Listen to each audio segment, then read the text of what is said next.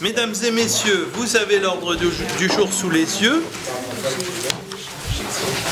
Nous allons commencer par l'extrait du registre des... Oui, nous allons désigner un secrétaire de séance. Voilà, il s'est reconnu. Et nous le remercions. Voilà. Voilà, exactement. Nicolas Giquel. Donc, vous avez donc secrétaire de séance désigné. Nous allons donc débuter par l'extrait du registre des délibérations du conseil municipal précédent, c'est-à-dire celui du 17 octobre. Avez-vous des remarques particulières? Non? Eh bien, c'est très bien. Je vous remercie. Comme quoi, les services travaillent bien dans leur retranscription.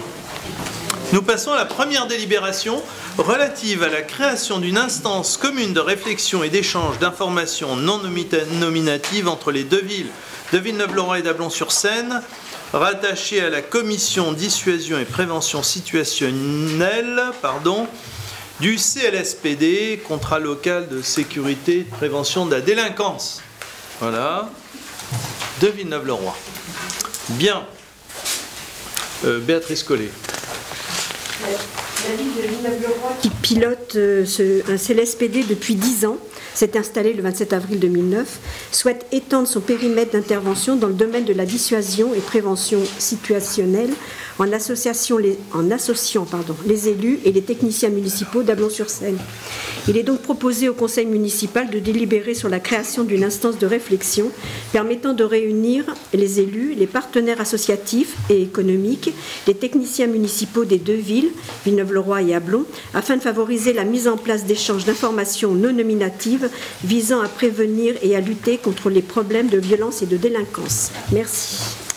Voilà, alors nous avons souhaité l'étendre à Ablon. Pourquoi? Parce que nous partageons le même lycée et les mêmes collèges et la même police municipale et oui, c'est ça, l'activité sportive. Bref, ça fait sens. Ça n'exclut pas d'autres, puisque thématiquement, j'ai envie de dire malheureusement, nous recevons de temps en temps l'assistance des élus d'Orly et des techniciens d'Orly lorsqu'il y a quelques soucis. Ça ne nous empêche pas de les traiter, mais en tous les cas, avec régularité, ça faisait sens, et ça fait toujours sens d'ailleurs, d'établir une coopération dans le cadre décrit avec Ablon dans un CLSPD commun. Voilà. C'est un peu technique, mais... demande de vote? Non? Eh bien, écoutez, je vous en remercie. Tarif des prestations municipales au 1er janvier 2001. Qu'est-ce que je dis? 2020. 2001, ça c'était avant.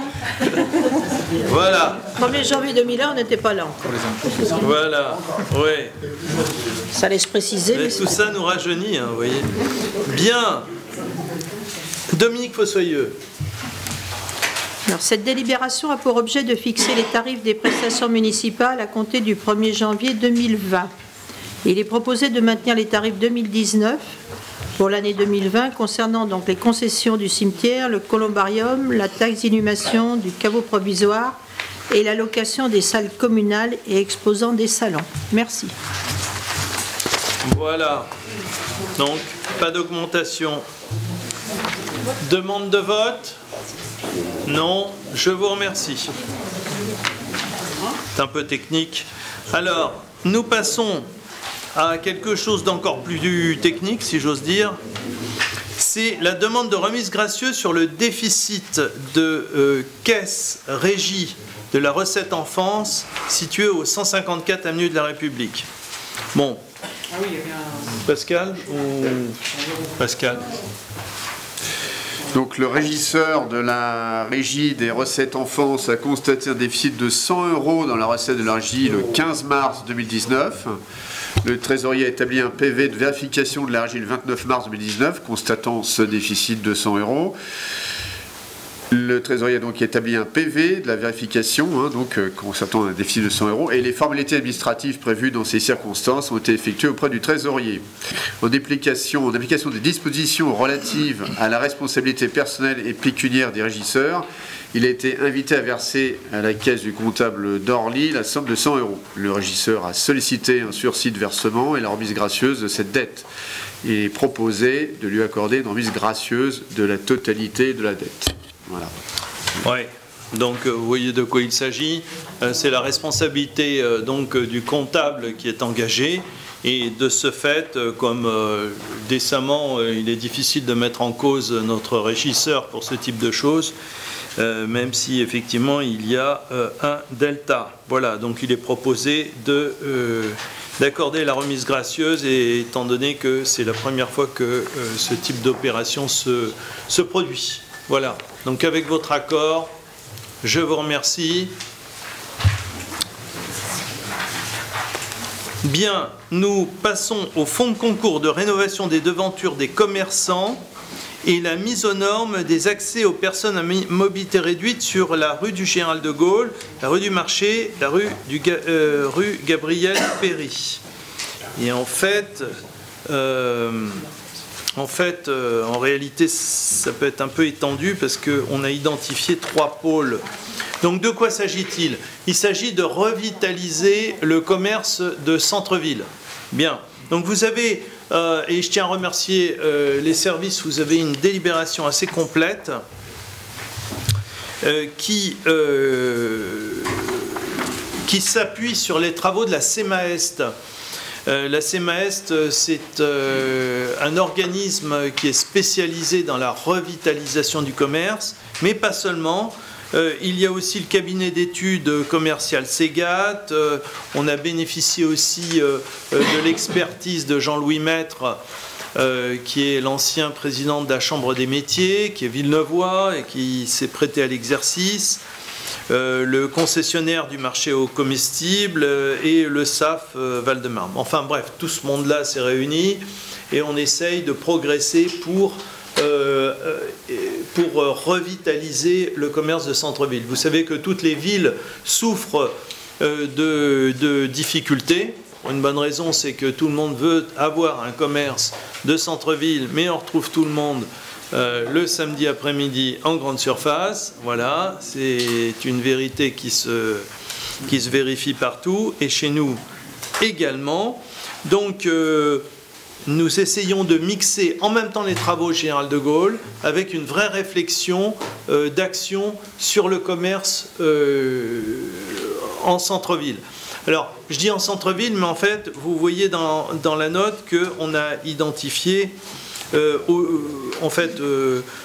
marché, le secteur ville, bien sûr Général de Gaulle, et puis le quartier de la Gare avec Hippolyte Caillat et la Gare. Alors, ce n'est pas le seul secteur, bien sûr, qui soit commercial sur la ville, mais en tous les cas, ça fait sens, selon la CEMA-Est, d'isoler ces polarités de façon à ce qu'on puisse avoir des réponses coordonnées. Donc au-delà de la veille foncière, de tout ce qu'on peut imaginer comme moyen, que vous avez décliné à l'intérieur de cette note, nous essayons de nous montrer incitatifs et accompagnants. C'est-à-dire que nous allons dégager une enveloppe de 30 000 € au BP 2020, de façon à ce qu'on puisse accompagner les réfections de devanture, etc., pour aider à certaines mises à niveau, mais aussi accessibilité handicapée, enfin bref, voilà. Le tout étant limité, hein, comme vous le voyez, parce qu'il faut se garder des effets d'aubaine. Donc c'est une participation à hauteur de 40% d'un montant total des travaux, donc dans une limite de 6 000 €, etc. Mais ce qui est quand même une somme assez rondelette, et ça permet d'inciter ceux qui auraient besoin de refaire, d'accompagner le mouvement, puisque la rue de Général de Gaulle va être plutôt sympa. Et donc il s'agit que de permettre à nos magasins de s'accrocher au wagon de ce courant d'amélioration pour que notre centre-ville ait meilleure allure. Voilà. Donc bien sûr, ça c'est qu'une petite partie de ce plan. Nous aurons l'occasion de revenir dessus. On est très accompagné là, on n'invente pas, c'est pas sorti comme ça. C'est ce qui se fait habituellement. On a même pris des ratios qu'on nous conseillait de prendre. Donc voilà, et notamment la CMAEST qui nous accompagne beaucoup dans ce registre.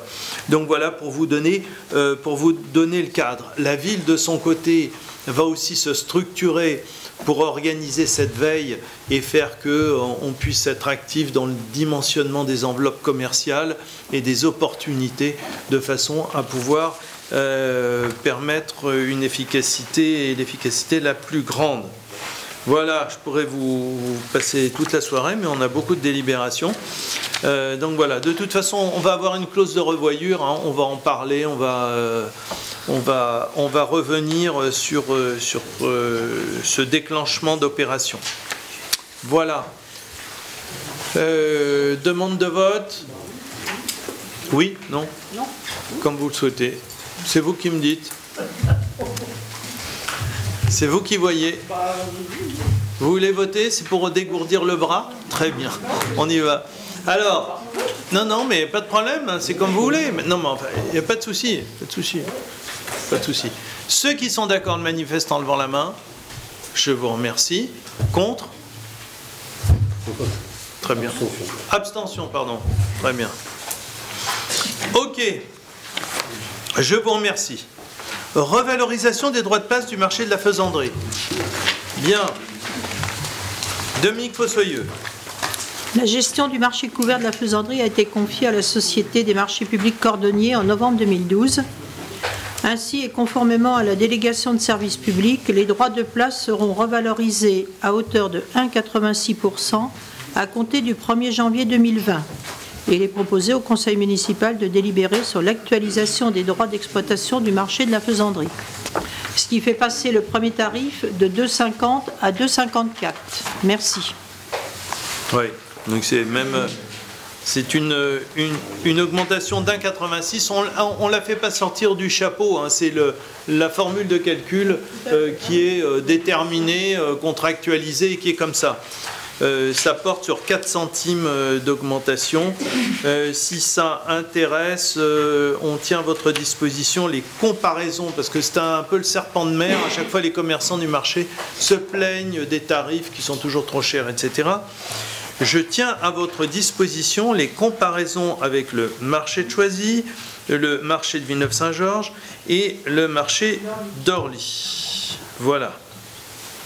Inutile de vous dire que si je présente ça comme ça, c'est que vous vous doutez qu'ils sont tous assez largement au-dessus. Bon, le tarif 2018, Orly était déjà l'année dernière à 2,70 quand nous étions à 2,50. Voilà.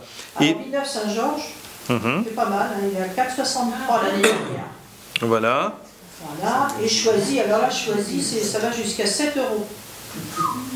Voilà. Nous sommes à 2,54. Avec l'augmentation, alors que là, c'est sans l'augmentation pour 2020. Oui. Ça, c'est je vous donne les tarifs de 2018. Voilà. C'est juste pour rétablir des vérités, parce que certains commerçants se laissent un peu aller au niveau des prix. La vraie vérité, c'est ça. Hein, voilà. Et d'ailleurs, je vois que depuis qu'on a affiché les tarifs sur l'espace, j'entends un peu moins ce type de discours, parce qu'il est très facile, quand, vous voyez, de nous remettre ça sur le dos. Mais la vérité est un peu têtue. Voilà. Donc, bon. Il n'empêche que on est bien obligé de se coller à ça. Voilà. Bien. Je mets aux voix ceux qui... Oui, non, vous me dites non. Je vous remercie. Approbation de la convention de financement Nature 2050 entre la ville de Villeneuve-le-Roi et la métropole du Grand Paris. Alors là, de quoi s'agit-il? J'essaie d'aller rapidement, parce qu'on a beaucoup de délibérations, mais c'est... vous savez que la métropole du Grand Paris, qui réunit 134 villes, dont la nôtre évidemment, eh bien, cette métropole du Grand Paris a lancé un concours appelé Nature 2050 sur le thème de quoi? Je vous le donne en mille, la nature. Merci de suivre, très bien. Et donc, à quel horizon? 2050, c'est comme le port-salut, c'est marqué dessus. Et l'idée c'est de se projeter pour déterminer, pour essayer d'encourager les collectivités à s'inscrire dans des process de renaturation, d'amélioration de l'environnement. Alors, nous avons eu la chance, enfin la chance, mais il me semble que c'est une chance méritée, d'ailleurs, puisque c'est tout à l'honneur à la fois du service jardin de la ville en régie et aussi de Clément Alabergère et Thibaut Ziegler, nos deux responsables des services techniques, d'avoir poussé tout un dispositif, et notre ville s'inscrit dans ce dispositif-là. On s'inscrit et on fait partie des villes qui ont été primées dans le cadre de Nature 2050. C'est quand même à dire, parce que c'est quand même à l'honneur de ceux qui ont travaillé, et même beaucoup travaillé. Donc on récupère là pour le coup une enveloppe financière qui va nous permettre de planter pas moins d'1 millier d'arbres qui sont déjà positionnés, parce que c'est un gros travail qui a été fait, et à chaque fois qu'on reprend de la voirie, on replante des arbres, on essaye d'optimiser, d'en mettre plus quand on peut le faire. Bref, c'est un travail de désimperméabilisation un peu compliqué, parce qu'après il arrive qu'on ait quelques petits conflits sur des places de stationnement, etc. Mais voilà, c'est un choix. Il faut savoir qu'un arbre, par exemple, c'est l'équivalent, surtout en période sèche, c'est l'équivalent de 5 climatiseurs. Ça ébranle, hein? Ouais, 5 climatiseurs. Et on estime qu'un arbre d'âge adulte, essence à peu près normale, c'est 400 litres d'eau absorbée chaque jour. Donc, quand on cherche à lutter contre les inondations et lutter contre les îlots de chaleur, vous savez, quand il fait chaud, alors évidemment c'est un peu curieux de dire ça aujourd'hui, on aimerait bien avoir un îlot de chaleur, mais en dehors de cette salle, c'est pas tout à fait un îlot, nous sommes un îlot de chaleur, cette salle est un îlot de chaleur, eh bien il faut lutter contre le réchauffement climatique, et il est important d'avoir le plus d'arbres possible. Je ne vous fais pas le couplet sur le stockage du carbone aussi, puisque plus il y a d'arbres, plus on stocke de carbone. Bref, on rentre dans un processus vertueux. Voilà ce que je voulais vous dire. Alors, donc, ben voilà, moi je peux vous faire... là, je suis intarissable parce que j'aime beaucoup ce truc-là, vous avez compris. Bref. Demande d'explication complémentaire, vous n'hésitez pas, hein, ou sinon, sinon il n'y a pas de problème, on vous donne les coordonnées de Clément Alabergère par exemple, et alors si vous m'avez trouvé long, lui vous avez vraiment profité du moment parce que vous inscrivez à perdu de vue. Voilà. Donc, demande de vote. Je vous remercie. Approbation de la convention de versement d'une subvention pour les travaux en faveur de la résilience face aux inondations de la commune entre la métropole du Grand Paris et la commune de Villeneuve-le-Roi. Alors là, on vous fait tout en bloc Bolduc autour. Ce sont les deux dispositifs qu'on a fait passer à la métropole, et on en est très très fiers parce que là aussi on bénéficie d'un accompagnement assez important. Là nous sommes carrément ville pilote sur les 134. Alors vous allez me dire ouais d'accord, c'est un peu facile parce que tout le monde n'est pas inondé. Certes, mais il n'empêche que nous, à la différence de certains, nous n'avons pas de pétrole mais nous avons des idées. Donc les idées pour lutter contre les inondations, elles sont de plusieurs types. Vous avez un article très complet dans le Parisien du jour, très complet sur nous, et on n'a pas fait exprès, on n'a pas décalé le conseil municipal pour tomber avec la parution du Parisien. Vous avez tout dedans, hein. Il vous explique tout, Et en fait, l'article est très complet d'ailleurs. De quoi s'agit-il? Il s'agit de rendre notre territoire résilient, parce que la Seine est là, et on ne pourra pas la détourner. Donc, elle est là, on doit faire avec, et quand elle monte, eh bien, il faut bien pouvoir vivre avec. Alors, on ne peut pas se retrancher derrière les sacs de sable, ça n'existe pas, on sait très bien, l'eau passe partout, etc. etc. Donc, il s'agit de pouvoir rehausser certaines voiries dites stratégiques, de rehausser les compteurs avec Enedis, d'avoir des dispositifs et pour ceux qui sont allés sur Paul Bert, vous voyez, on a rehaussé les cheminements. Bref, tout ça pour faire que, moyennant quelques aménagements, on puisse se simplifier la vie et éviter d'être dans des schémas de dangerosité, faire voyager des mamies sur des bastings, vous voyez, caddie compris. Voilà, donc c'est pour éviter ce type de situation, plus accidentogène que rassurant.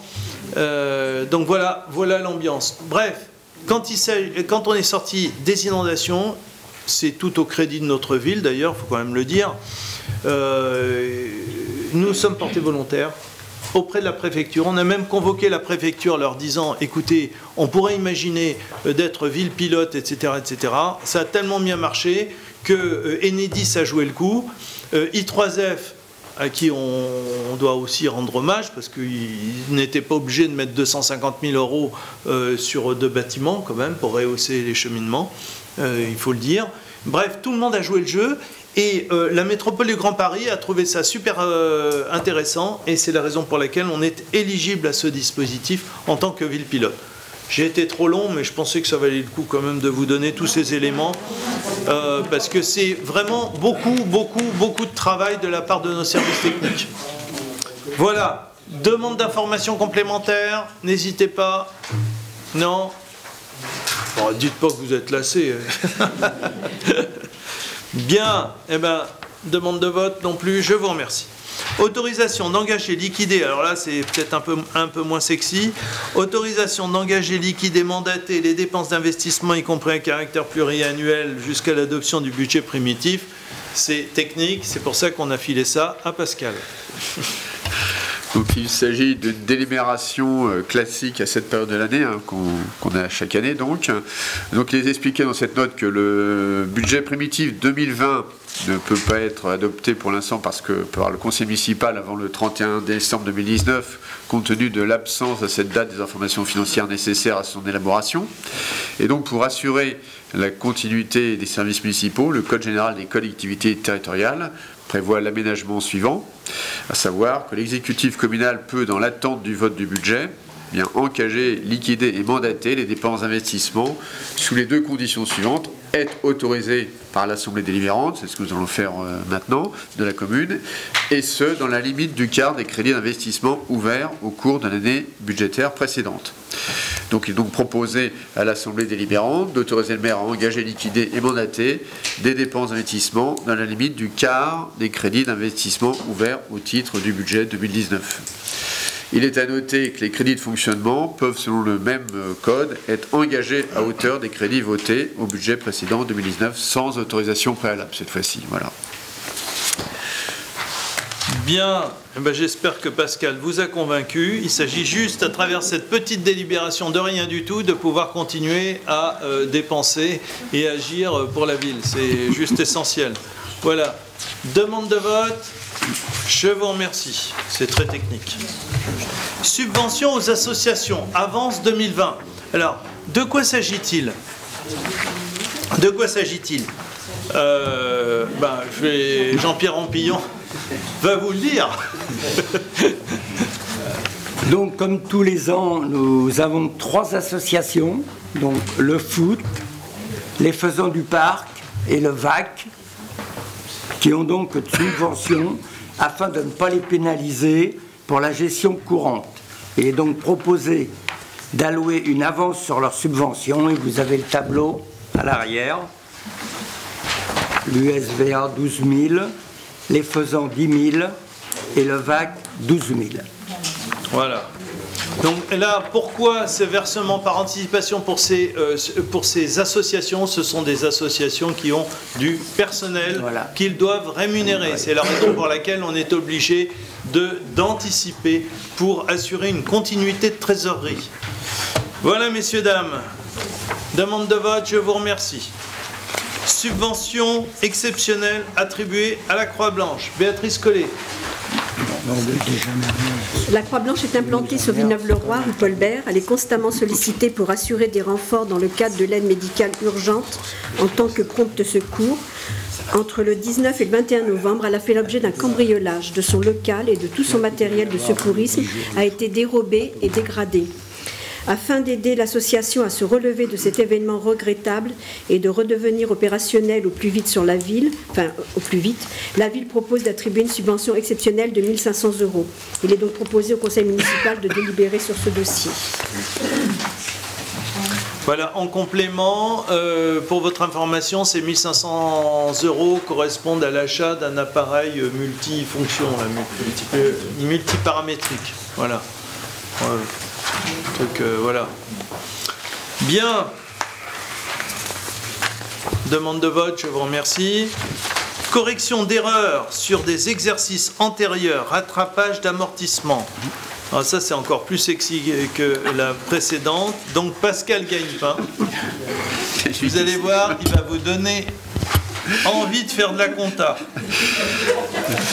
Non, alors cette présente délibération donc, a pour objet d'apporter une correction sur l'exercice 2008. Donc, ça remonte assez loin. Donc, hein.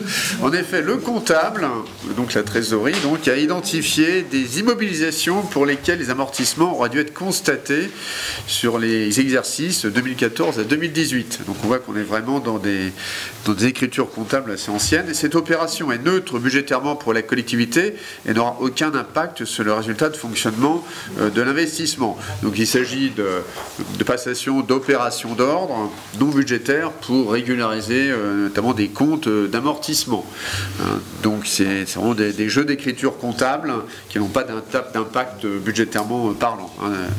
Et ça concerne surtout en fait, la trésorerie, puisque c'est vraiment des jeux d'écriture comptable en fait à la base. Voilà. Voilà, merci beaucoup. Donc voilà, le Trésor public a un peu envie de perdre du temps, nous moins, donc avec votre accord, nous passons. Je vous remercie. Tarif des droits de voirie pour l'année 2020. Pascal. Eh bien, il est tout simplement proposé de maintenir les droits de voirie pour l'année 2020 conformément au tarif 2019. Donc la recette correspondante sera affectée au budget communal de l'année en cours. Donc dans cette note, vous avez tout un tableau où sont récapitulés tous ces tarifs 2020 qui sont identiques aux tarifs 2009 des droits de voirie en fait, des droits d'occupation de la voirie. Voilà. Bien. Demande de vote, je vous remercie. Alors maintenant, accord relatif à la modification des réseaux de télécommunications pour l'avenue Myosotis. Donc vous savez qu'elle va faire l'objet de travaux, c'est la raison pour laquelle on est obligé de passer cet accord. Jean-Marie Simon. Alors, les travaux qui vont être réalisés dans cette avenue vont nous amener à demander à la société Orange, qui est le prestataire présent actuellement dans cette rue, à effectuer pour notre compte un certain nombre de prestations. Alors il y a la réalisation des études, la réalisation de tranchées, pose d'installation de communication électronique, donc avec du génie civil, du câblage et le retrait des supports et des équipements qui sont concernés. Et cela donc nous amène à délibérer pour autoriser Monsieur le maire à approuver et signer cet accord relatif à la modification des réseaux de télécommunications. Pour information, le montant de la dépense qui sera concerné, 3 153,60 € en TTC, et cette dépense sera affectée au budget communal de l'année en cours de l'exécution des travaux. Voilà. Demande de vote, je vous remercie. Alors, un peu la même chose, mais pas tout à fait. Voilà, donc là il s'agit de Génie Le Guernic, nous démarrons donc les travaux avant les conventions par anticipation avant travaux. Jean-Marie. Pour cette période-là, c'est un petit peu l'inverse de l'autre résolution que nous venons d'adopter, à savoir que dans le cadre des travaux, il y a un partage des prestations entre la société Orange encore et les services de la collectivité. Et nous allons réaliser pour le compte d'Orange des prestations dans le cadre de l'amplissant. Donc il y a dedans les frais de réalisation des infrastructures, hein, donc c'est encore le génie civil pour passer les chemins de câbles, les canalisations, et les frais pour les installations de communication pour le compte d'Orange. Ce qui fait que dans ce cas-là, contrairement à la résolution précédente, c'est Orange qui va nous rémunérer pour avoir fait ces prestations pour son compte.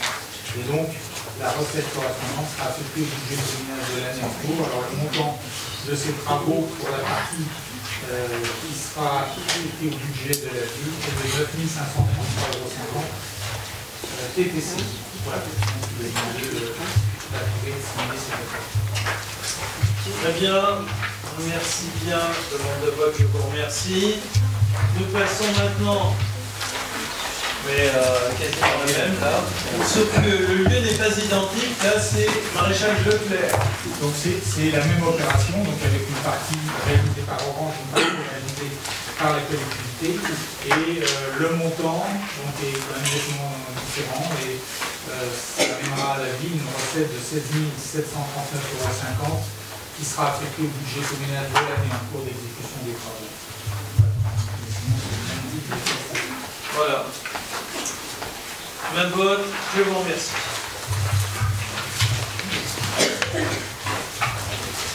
Nous passons maintenant au nouveau barème CAF des participations familiales applicables dans les établissements d'accueil de jeunes enfants.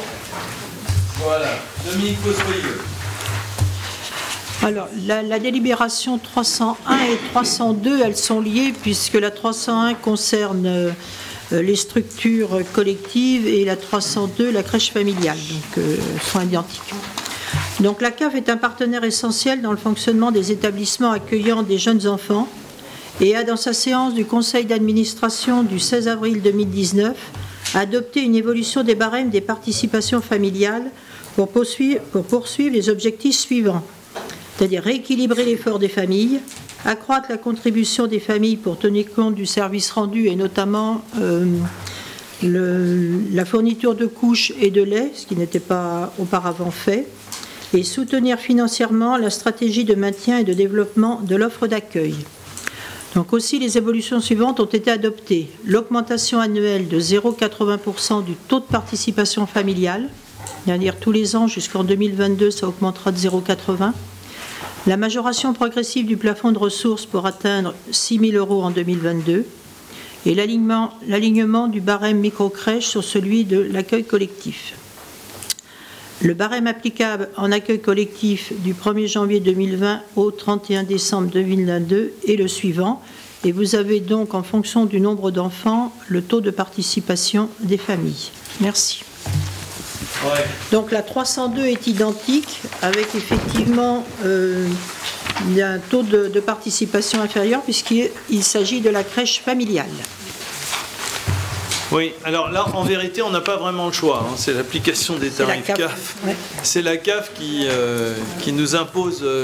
toutes les crèches l'appliquent, hein, de toutes les façons. Ouais, ouais. Si elles ne l'appliquent pas, elles ne bénéficient pas de la PSU. Voilà, juste ça. Bien. Qui dit PSU dit plus de subvention. Voilà. Demande d'explication? Non. Demande de vote? Je vous remercie. Nous sommes à la 302, on peut estimer que c'est la même chose, c'est pareil, c'est exactement la même. Oui, pour la crèche là. Voilà, on passe à la 303, merci. Modification du règlement de fonctionnement des multi-accueils. Dominique Fossoyeux. Donc, dans le cadre politique municipal, la ville de Villeneuve-le-Roi entretient un partenariat fort avec, bien évidemment, la CAF, qui se matérialise notamment par la signature de contrats donnant lieu à des financements importants tels que la Convention pour l'action de prestation de services uniques. Alors auparavant, la CAF nous avait demandé de faire un règlement de fonctionnement par établissement et cette année, il nous a demandé de faire un seul règlement de fonctionnement en mentionnant nos 4 établissements, puisque nous avons le 4e établissement, les Oisillons, qui vient d'ouvrir. Et bien évidemment, les modifications qui ont été apportées, c'est la participation financière que je viens de vous donner dans la précédente délibération. Donc, la 303 concerne les structures collectives et dans le même ordre d'idée, vous avez la 304 qui concerne la crèche familiale. Et voilà, là vous savez tout. On suit les désidérata de la CAF. Voilà. Là, la CAF varie, hein. Souvent CAF varie. Mais la CAF est nécessaire et elle est essentielle. Bien folle, celui qui s'y fie. Sinon, on n'aurait pas ouvert 4 structures collectives sans l'aide de la CAF. Bien. Si vous voulez des explications, vous avez tout au dos. Là, vous pouvez plonger dedans. C'est impeccable. Si vous avez des insomnies, c'est magnifique. On peut considérer que le vote est acquis. Je vous remercie. La 304 est de la même veine. Oui, mais pour la crèche familiale. Sauf que c'est la crèche familiale, pour ceux qui ne suivaient pas très bien. Le taux d'effort n'est pas le même entre crèche familiale et structures collectives. Oui. Voilà. Donc, la différence est au niveau de l'effort. Voilà. Bien. Donc, pas de demande particulière. Eh bien, écoutez, je vous remercie. Création d'un RAM mutualisé entre la ville de Villeneuve-le-Roi et Ablon-sur-Seine, avenue Maréchal Foch. De quoi s'agit-il, Dominique Fossoyeux? Eh bien, le RAM d'assistante maternelle de la ville de Villeneuve-le-Roi est un service municipal rattaché au service de la petite enfance que nous avons créé en 2001. Le RAM est un service mis en place pour contribuer à l'amélioration qualitative de l'accueil individuel des jeunes enfants au domicile des assistantes maternelles agréées. Il constitue un lieu d'échange et de rencontre ouvert aux parents, aux professionnels de la petite enfance et aux enfants. Il s'agit principalement des assistantes maternelles mais indépendantes, pas celles de la ville. La ville d'Ablon ne disposant pas de RAM, la ville de Villeneuve-le-Roi souhaite s'inscrire dans une démarche partagée de mutualisation, comme d'autres services que nous faisons avec Ablon, de son RAM avec les assistantes maternelles agréées volontaires de la ville d'Ablon. Et les assistantes maternelles agréées d'Ablon auront ainsi accès à l'ensemble des services proposés par le RAM de la ville de Villeneuve-le-Roi. Mais en contrepartie, les parents villeneuvois seront éligibles pour obtenir des places de garde chez les assistantes maternelles d'Ablon-sur-Seine. Il y aura un véritable échange entre les deux villes. Voisins. Les locaux ainsi prévus pour ce RAM mutualisé permettront également d'offrir plus d'espace et de créneaux horaires à disposition des assistantes maternelles villeneuvoises. La capacité d'accueil générale des assistantes maternelles sera largement augmentée. Et ça, c'était la CAF qui nous l'avait effectivement proposé depuis plusieurs années. Et donc, quand on leur a dit que ça allait passer au prochain conseil municipal, ils sont ravis. Voilà. Merci. Voilà. Alors, pour être complètement... pour circonscrire tout le sujet ici, il faut savoir que notre RAM est un peu à l'étroit. Notre RAM, en fait, un peu à l'étroit. Et nous sommes un peu à l'étroit dans les locaux actuels. C'est la raison pour laquelle nous allons faire migrer le RAM dans des locaux plus spacieux, avenue du Maréchal Foch. Hein, c'est pour vous expliquer ce changement. Donc, locaux plus grands et avec plus de place, nous pouvons donc réaliser cette mutualisation que nous ne pourrions pas réaliser aujourd'hui parce qu'on n'a déjà pas assez de place pour nos assistantes maternelles. Voilà la réalité. Et qui oblige d'ailleurs à faire beaucoup d'installations. Voilà, alors c'est une grande demande. Si vous croisez des assistantes maternelles, elles vous diront à quel point elles attendent ce projet d'aménagement qui a déjà un petit peu commencé par le travail en régie et en tous les cas toute la phase d'études. Voilà. Donc voilà pour ce RAM qui est attendu. Voilà. Demande d'explication, n'hésitez pas. Je vous remercie. Acquisition d'une partie des parcelles AR 37 6 47 bis, avenue de la République à Villeneuve-le-Roi.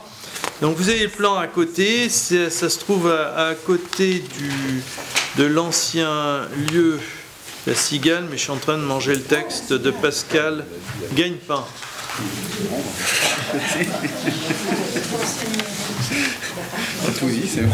Voilà. Donc ce terrain est propriété du département. Le département nous a fait savoir qu'il comptait s'en dessaisir. Ouais, il aurait pu, mais on va payer un peu plus que l'euro symbolique. Bon, mais c'est comme ça. Bon, l'avis des domaines est à 155 000 et comme ça se trouve directement attenant à l'ancienne Cigale qui est en train d'être aménagée, mais ça fait sens que de pouvoir récupérer cette parcelle pour avoir des dégagements, y compris des dégagements sur le côté de la salle, pour que tout ça se positionne bien. Voilà. Voilà. Demande d'explication. Je vous remercie. Renouvellement de la convention partenariat avec le CAUE, qui, comme chacun le sait, est le Conseil d'architecture, d'urbanisme et de l'environnement du Val-de-Marne, et de l'Agence de l'énergie. Élise Gonzalez. Donc, la municipalité souhaite renouveler son partenariat avec le CAUE. Donc, il s'agit de permettre ainsi la poursuite de l'accompagnement aux habitants, en complément en fait du service urbanisme, en offrant des permanences 2 fois par mois. Et il s'agit ainsi donc de continuer d'offrir cette expertise qui a permis aux habitants à la fois d'obtenir une offre complémentaire et diversifiée en ce qui concerne la qualité des projets de logement, et également offre des expertises concernant l'habitat ancien dégradé. Et donc, par le renouvellement de cette convention, le CAUE permettra également au CAUE d'assurer leur permanence, leur présence aux événements communaux, comme ce fut le cas lors des événements communaux des années précédentes, notamment aux Journées de l'environnement et également lors du défi à famille énergie positive qui nous ont permis de mettre en place sur la ville. Donc, il vous est permis de délibérer sur ce sujet. Merci. Très bien, ça vous a donné envie de fréquenter le CAUE, j'espère. Voilà. Bien.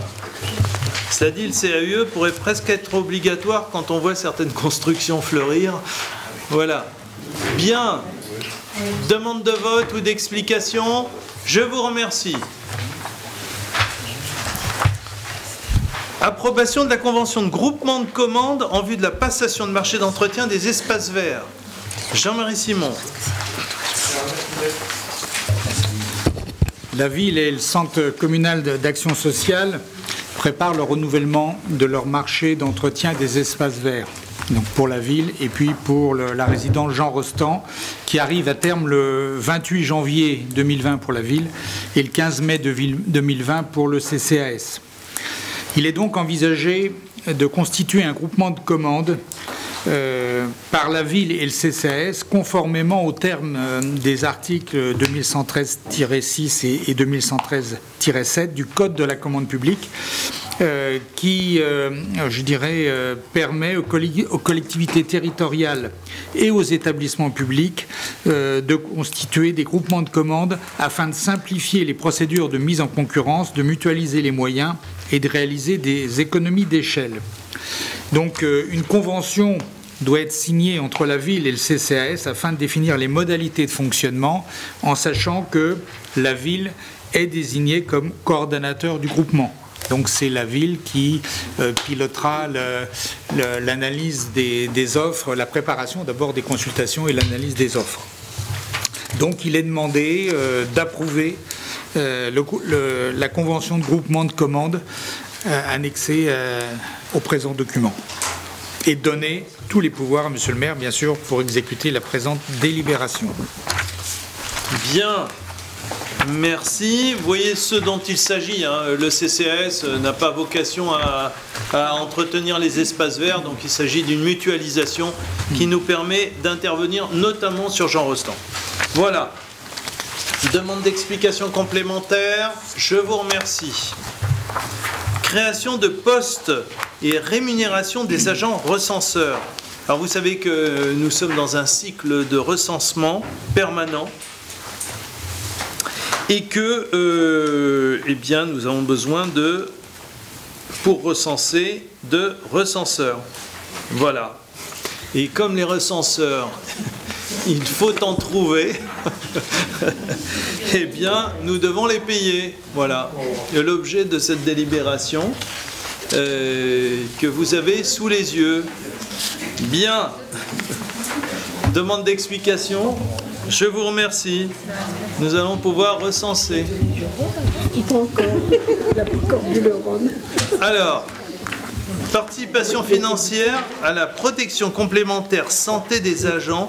C'est peut-être la délibération finalement la plus importante. C'est la vérité. Voilà. Béatrice Collet. Béatrice Collet qui va tout vous expliquer de ce dispositif qui est vraiment très très intéressant, et je profite... Et qui est très social en plus. Ouais. Aussi. Et pour remercier le service du personnel qui s'est collé à cet exercice, n'est-ce pas Béatrice? Voilà. Donc voilà, Muriel Michelet qui est ici dans la salle, voilà, si elle veut bien retransmettre ses remerciements pour cette préparation, ainsi que le syndicat aussi UNSA, avec lequel nous avons travaillé en partenariat. Vous sentez aussi que... Oui, vous avez la parole. Ça y est. Donc la ville de Villeneuve-le-Roi souhaite offrir à ses agents une participation à la complémentaire santé. C'est sur le volet santé que la ville s'engage. Il s'agit de la prise en charge des frais non remboursés par la sécurité sociale en matière de soins courants, tels que la pharmacie, les soins dentaires, l'hospitalisation, l'optique, plus communément appelés mutuelles complémentaires. Il est donc proposé qu'à compter du 1er janvier 2020, dans le cadre de la procédure dite de la labellisation aux couvertures de santé souscrites de manière individuelle et facultative par ses agents, et dans ce cadre-là, de verser mensuellement à tout agent permanent, qui soit titulaire ou contractuel, pouvant justifier d'un certificat d'adhésion à une garantie complémentaire santé labellisée, à 15 € pour la catégorie C, 12 € pour les catégories B et 5 € pour les catégories A. Il est proposé aux membres du conseil municipal de valider ce nouveau dispositif de participation à la complémentaire santé des agents. Merci. Voilà, vous voyez ce dont il s'agit. Hein. Oui, Muriel dit oui, mais ça j'étais assez assuré qu'elle suive, mais ma question était plus large. Voilà. Voilà.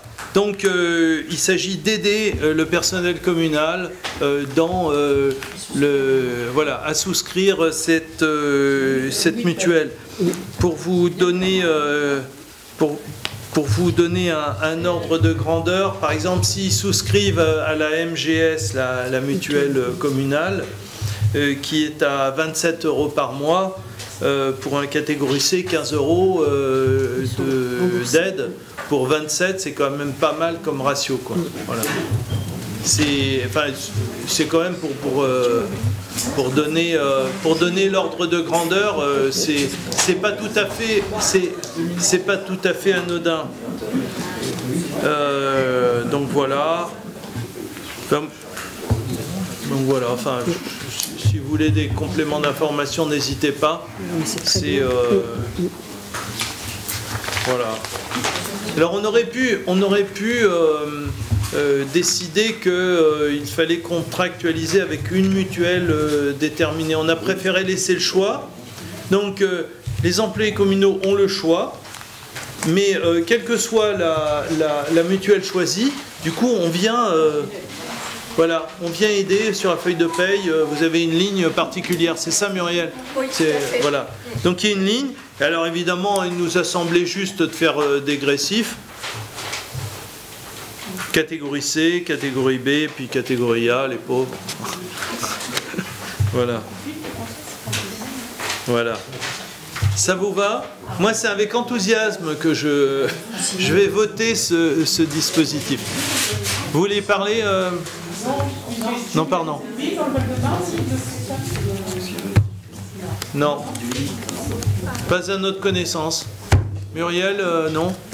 Non, il y a quelques villes de l'EPT, mais en fait, au niveau des participations, c'est moindre. Donc, on est plutôt situé à la fourchette haute maintenant. On n'avait rien et maintenant, on a beaucoup. Plus efficace. On ne copie pas trop sur les villes alentours. Commence pas. Jusqu'à présent, ça allait bien, là. Bon, alors, et c'est donc avec enthousiasme que tout le monde vote cette délib, d'accord? Bon, non mais, voilà, quand même. Ben, vous voyez, votre travail a été applaudi. Voilà. Bien. Voilà. Nous passons à la dernière délibération qui, elle, généralement, ne déchaîne pas le même enthousiasme. C'est la modification du tableau des effectifs. Donc, je vous fais l'économie de la lecture.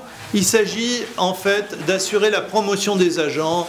Et donc, voilà, vous avez le tableau. N'hésitez pas à poser des questions. Ce n'est pas moi qui y répondrai. Voilà. Bien. Demande de vote, je vous remercie. Avant de clore, je voudrais insister sur un point, et ça concerne le fait que nous ayons été primés. Nous avons été primés par plusieurs... mais surtout un. Surtout un, c'est le dispositif Caliville. Et Manuela, qui est derrière nous, là, celle qui vous fait passer les parapheurs, y est pour beaucoup, là pour le coup, c'est le dispositif Caliville. Vous vous dites, mais qu'est-ce que c'est que le dispositif Caliville? C'est bien ce que vous vous demandez, non? Bon, j'ai l'impression de poser comme ça des questions qui n'interpellaient que moi. Mais, donc le dispositif Caliville, c'est finalement c'est qualité de la ville. Non, mais c'est qualité de l'accueil. Voilà. C'est qualité de l'accueil et de l'accueil à travers également, mais pas que l'accueil physique. Hein. Il y a toutes les procédures qui rentrent dans la globalisation de l'accueil. Et donc, nous avons suivi un processus de certification qui nous a demandé pas mal d'efforts, il faut le dire. Et donc, cette certification, nous l'avons obtenue pour le guichet unique, pour l'accueil unique 154 avenue de la République. Bon, c'est important à dire parce que c'est un vrai boulot qui est fait par les services. Pour l'accueil unique, mais pas seulement. Pour l'accueil du CCAS, pour l'accueil de la police municipale, pour le forum et l'état civil. C'est quand même remarquable que nous ayons cette certification pour tous ces services. Et c'est une remise en cause permanente, hein, puisqu'il faut constamment relancer les choses.